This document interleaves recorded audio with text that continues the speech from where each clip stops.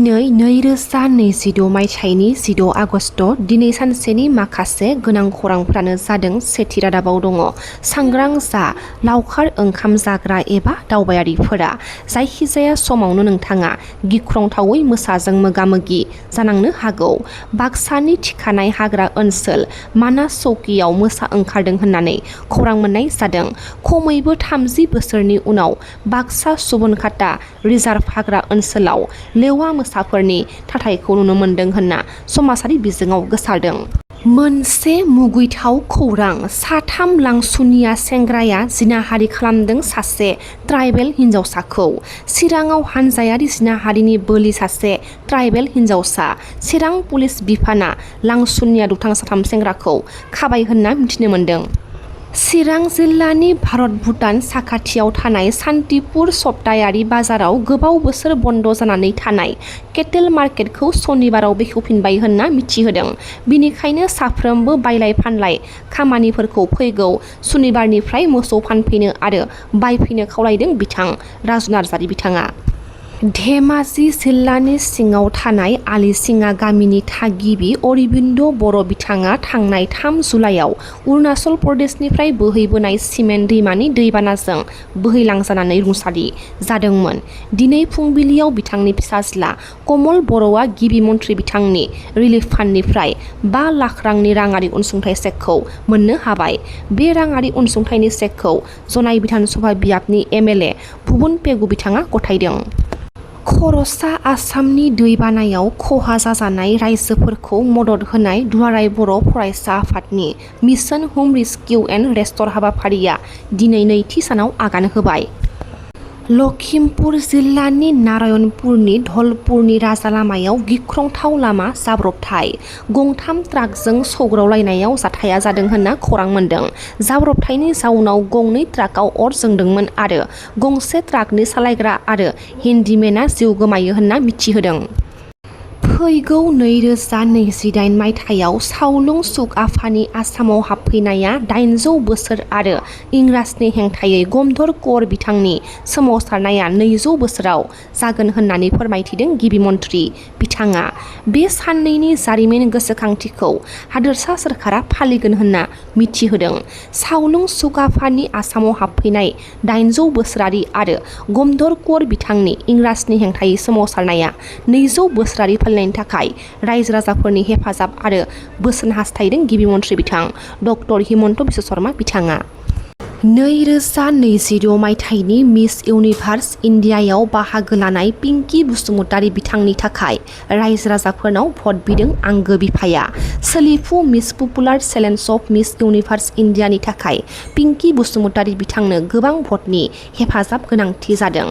जेराव भट होनायनि नेमखान्थि बायदियै नोंथाङा इन्स्टाग्रामाव हाबनानै मिस इउनिभार्स इन्डिया आरो ग्लेम एन्ड सुपार मडेलनि पेजखौ गिबियावनो फल' खालामनानै पिंकी बसुमतारीनि नुनाय सावगारियाव लाइक कमेन्ट आरो शेयार खालामनो नांगोन होननानै फोरमायथिदों बिफाया। खुलुमबाय गासैबो नायगिरि बिथांमोन नोंथांमोननिसिम। आंनि फिसाजो पिंकी बसुमतारीया मिस इउनिभार्स इन्डियायाव थांनाय 18 जुलाइनिफ्राय कम्पिटिसन जाबाय थानायाव दा बिथाङा जयपुराव फाइनालनि थाखाय नाजागासिनो दङ। फैगौ 23 आगस्टआव फाइनाला जानो थांगासिनो दङ। बे फाइनालनि गेजेरावनो बिथांनि माखासे नियम बायदियै भटिंनि गोनांथि जादों। बे भटिंआव होनो थाखाय इन्स्टाग्रामाव थांनानै कमेन्ट लाइक आरो शेयार खालामनो थाखाय नोंथांमोननिसिम आंनि गोसो गोरबोनिफ्राय गुरै खावलायहरनाय थाबाय। गोजोन्थों। नमस्कार, मोर ছোৱালী पिंकी बसुमतारी এই 2026 চনত মিছ ইউনিভাৰ্ছ ইণ্ডিয়াৰ কাৰণে ফাইনেলৰ কাৰণে থিয় হৈ আছে। তেখেতক সিহঁতৰ মিছ ইউনিভাৰ্ছ কিছুমান নিয়ম নীতি সিহঁতৰ ফলৰ কাৰণে কিছু ভোটিঙৰ কাৰণে আমাৰ দৰকাৰ হৈছে। ইয়াৰ কাৰণে আপোনালোকৰ সহায় বিচাৰিছোঁ যে আমি ইনষ্টাগ্ৰামত যাই পেলাই লাইক শ্বেয়াৰ কমেণ্ট কৰাৰ কাৰণে আপোনালোকক অনুৰোধ জনালোঁ। ধন্যবাদ। अख्रां दा स्काई एम अख्रांनि दैदेननायाव बड'लेण्ड मुलुगसोलोंसालियाव 25 सान थुनफावथाय मावबादा फोजोबनायनि उनाव बनसु आरो एम अख्रांनि दैदेननायाव उदांस्रि दावहारु फ्रिडम फाइटार रतन कसारी बिथांनि मुंनि थुनफावथाय दिन्थिफुंदों। मा नोंसिनि हादोराव जानो थाखाय जेबो गैया नामा? बेवहाय फैनानै नोंसोर जोंनि सरासनस्रा सुबुंफोरखौ अयथासार खालामफैदों। जोबोद मोजां मोनदों।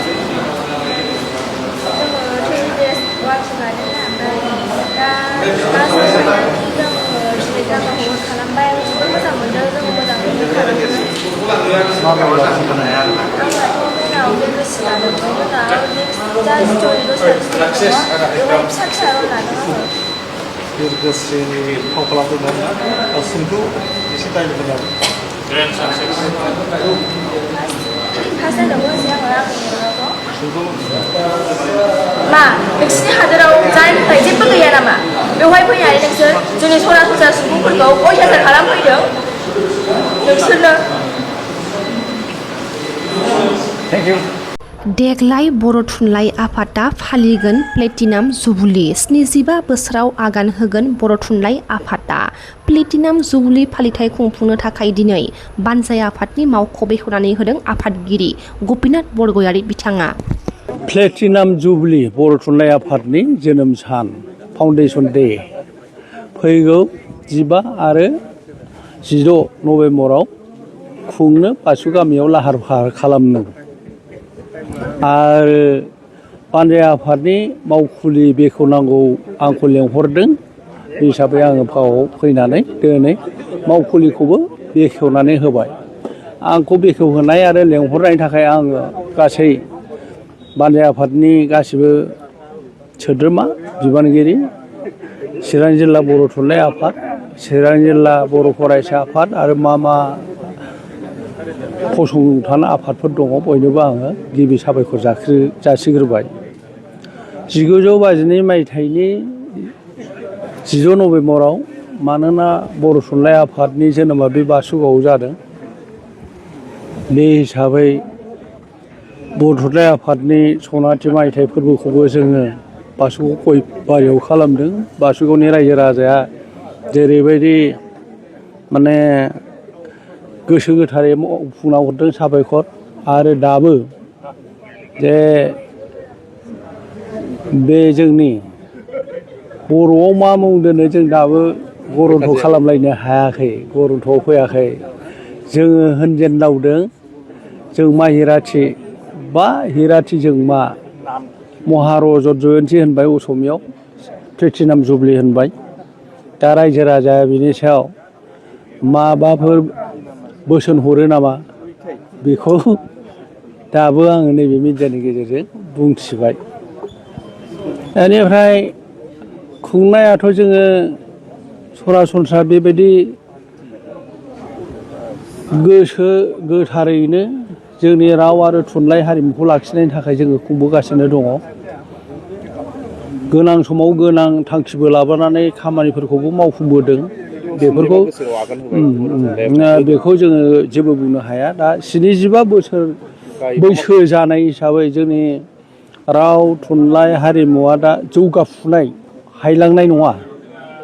जोबोद देरगानांगौ बाथ्रा। जोंना जे लासै लासै जौगाबोदों दाबो जौगागासिनो दङ, हायलाङाखै जोंनि मान थाखोआ। बे हिसाबै जोंहा गासै बर' रायजो राजाहा बिराद बिबान दं आरो बर'ल' नङा गुबुन हारिनि पन्डितफोरखौबो जोङो आखायाव लाफानानै जोंनि राव थुनलाइ जौगानायाव मदद होफानो जेरै हायो जोङो बिथांमोनखौबो जोङो आखायाव लानांगौ मान होनानै सनमान होनानै। एबारनि ओंखायनो बे 75 बोसोर प्लेटिनाम जुबलि जानो गोनाङाव जोङो गुबैथारै माखासे सावरायनायनि थांखि जोंहा रोखा दंखायो। थांखिफ्रा जाहैबाय बै समाव दाजेनग्राफोरनि न'खरनि सुबुंफोरखौ जोङो मान होनाय, लोगोसे बै समनिफ्राय दासिमाव जोंनि रावा माबायदि जौगादों, बिसिबां आवथायाव गुवारदों अर सारदों आरो जोंनि थुनलाइया बिसिबां जौगादों, बिसिबां गुवाराव जोंना आवग्रिदों, हारिमुवा बिसिबां जौगादों, मा रोखोमनि मान मोनदों, बेसेबां आवग्रिदों जों मानसिफोरनि